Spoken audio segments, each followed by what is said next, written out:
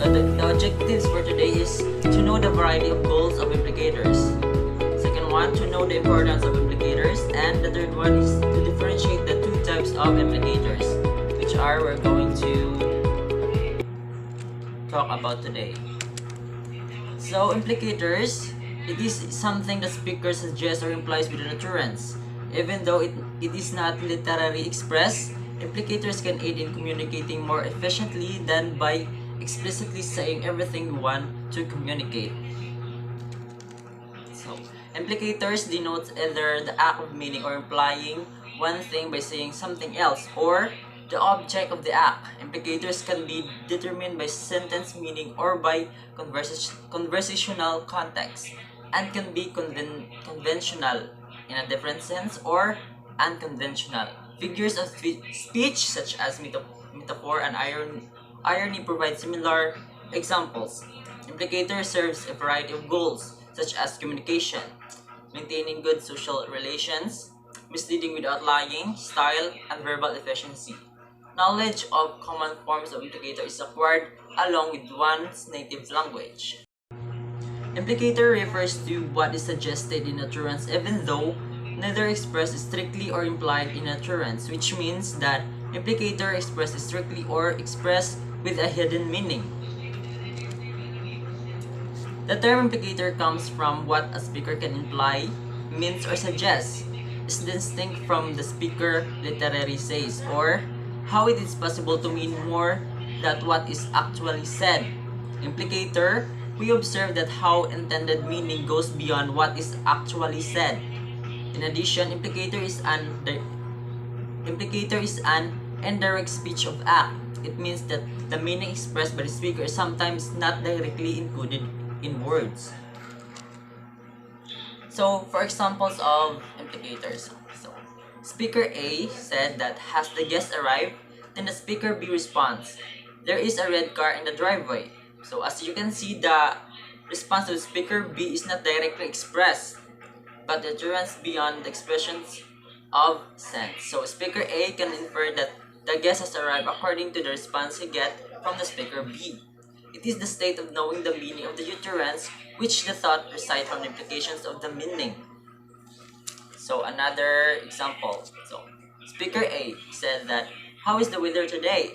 Then the speaker B responds, you should bring umbrella. So as you can see again, that the speaker B is not directly expressed or respond directly. The utterance said nothing about the weather but insists on the speaker A that she or he should bring an umbrella, but still one can infer, or the speaker B can infer that it's going to rain or the weather should be hot, so that it implicates that the speaker A should bring an umbrella. So the hidden meaning inside utterance which is not directly expressed or encoded.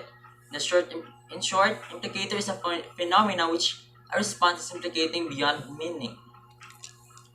So that was implicator. So now let's move on to the two types of implicators, the conversational implicator and the conventional implicator. So let's move first to the conversational implicator. So conversational implicator, Greece is primarily concerned with the conversational implicators. Like all implicators, these are part of what is communicated. Like all implicators, these are part of what is communicated. In other words, conclusion, the addressee draws from an utterance, although they were not actively conveyed by the communicator, are never implicators. According to Greece, conversational implicators arise because communicating people are expected by their addressee to obey the maxims of conversation and the overreacting cooperative principles, which basically states that people are expected to communicate in a cooperative or in a helpful way. So the pattern of conversational implicator. So speaker S saying utterance U to listener L conversationally implicates Q if and only if S and L mutually publicly presume that S is obeying the cooperative principle, and to maintain one given Q, it must propose that S thinks that Q and S thinks that both S and L mutually publicly presume that L is willing and able to work out the two holds. So that was the structure of conversational implicator.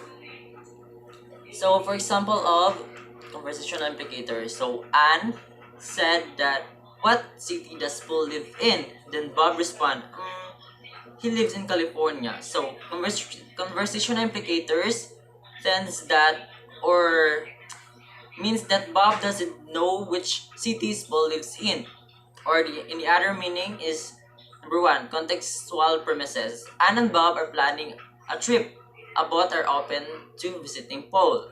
Then the second one is, assume Bob is cooperative at least insofar as he is forthcoming about where is Paul live.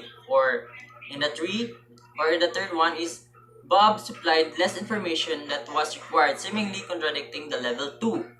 Then the fourth one is, assume Bob does not know which city Paul lives in.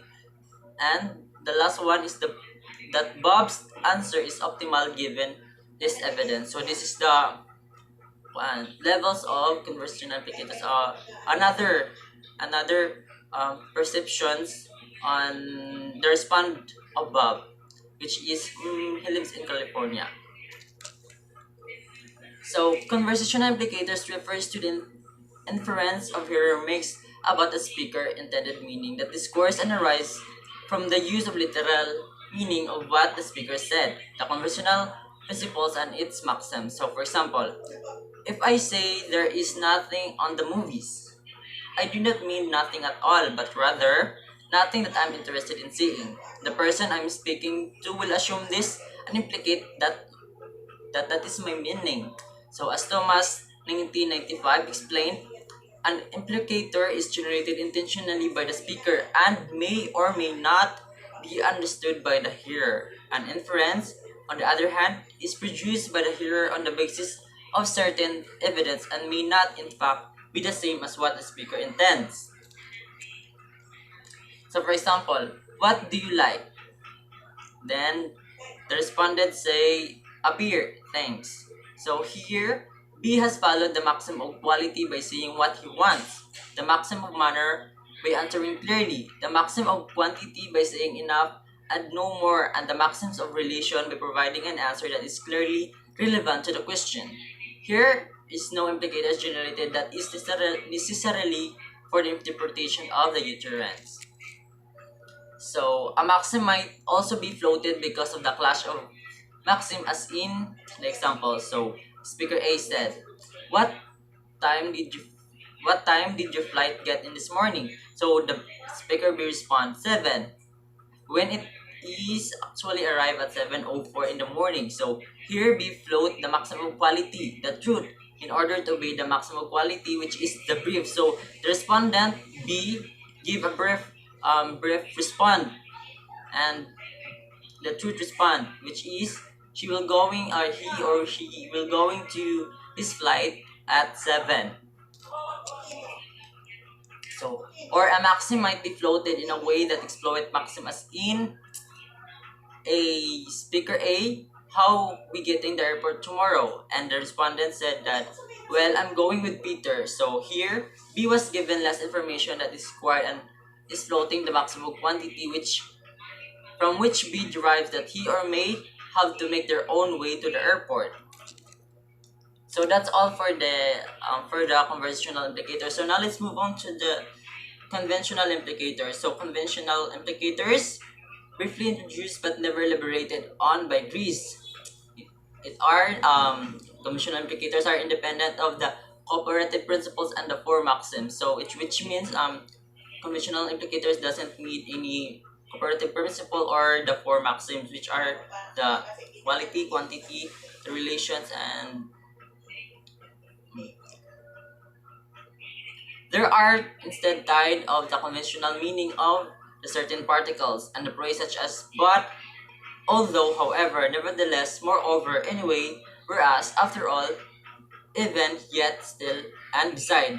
Verbs such as deprive and spare, and possibly also the grammatical structure such as word and phrases are also said to trigger the conventional implicators. In addition, they are not divisible but have the force of entailments. So example of conventional implicators. So drummer is poor but happy.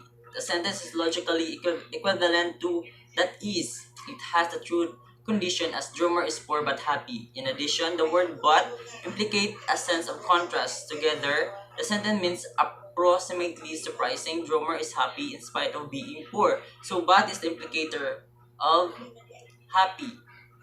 Even though drummer is poor, but he is happy. So another example is Paul is husband but he's kind. So the sentence is very simple and understandable that Paul is not handsome, but the word kind highlighted by the implicators of but. So in spite of Paul is not handsome, but he is contented because he is kind. So that's all for our lesson for today about the implicators, and see you next time. Good luck!